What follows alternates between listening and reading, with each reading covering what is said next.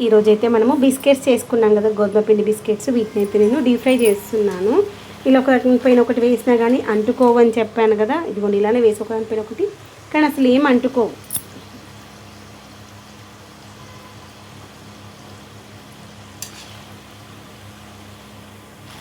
మంచిగా రోస్ట్ అయ్యేంత వరకు ఇలా అటు ఇటు కలుపుతూ మంచిగా రోస్ట్ చేసుకోవాలి. మనము పిండి కలుపుకుంటేప్పుడు వేడి చేసిన నూనె వేసుకున్నాం కదా, నోట్లో వేసుకుంటే కరిగిపోయేలాగా చాలా సాఫ్ట్గా చాలా టేస్టీగా ఉంటాయి తెలుసా.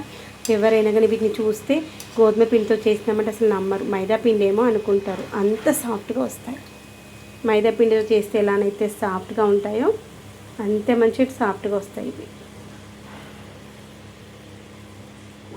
ఎక్సెస్ ఆయిల్ అంతా చూసారా, పొంగినవి తక్కువగా ఉన్నాయి. ఎక్కువగా పొంగొద్దు, పొంగితే ఒక్కోసారి పొంగు ఏంటి ఉబ్బినటువంటి పూరి బ్రేక్ అయింది అనుకోండి, లోపలికి మనకి ఆయిల్ వెళ్ళే ఛాన్సెస్ ఉంటాయి అన్నమాట. అందుకోసమని ఇలా పెట్టేసి ఎక్సెస్ ఆయిల్ ఏమైనా ఉంటే కింద చుక్కలు చుక్కలు పడిపోతుంది. రిమైనింగ్ వేసేసుకొని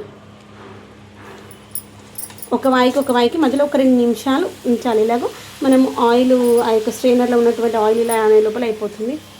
ఇదిగోండి చూసారా, ఇది ఇలా ఒక 2 నిమిషాలు అనేసేయాలి. ఆ యొక్క ఒకదానికొకటి అంటుకున్నవి ఏమైనా ఉంటే సపరేట్ అయిపోయి మంచిగా వచ్చేస్తాయి.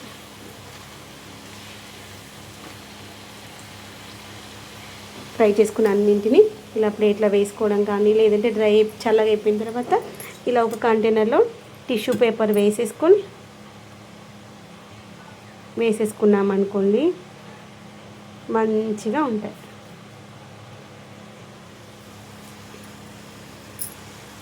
వీటిని ఫ్రై చేసుకునేటప్పుడు మాత్రం ఇలా టర్న్ చేస్తూ ఫ్రై చేసుకోవాలి.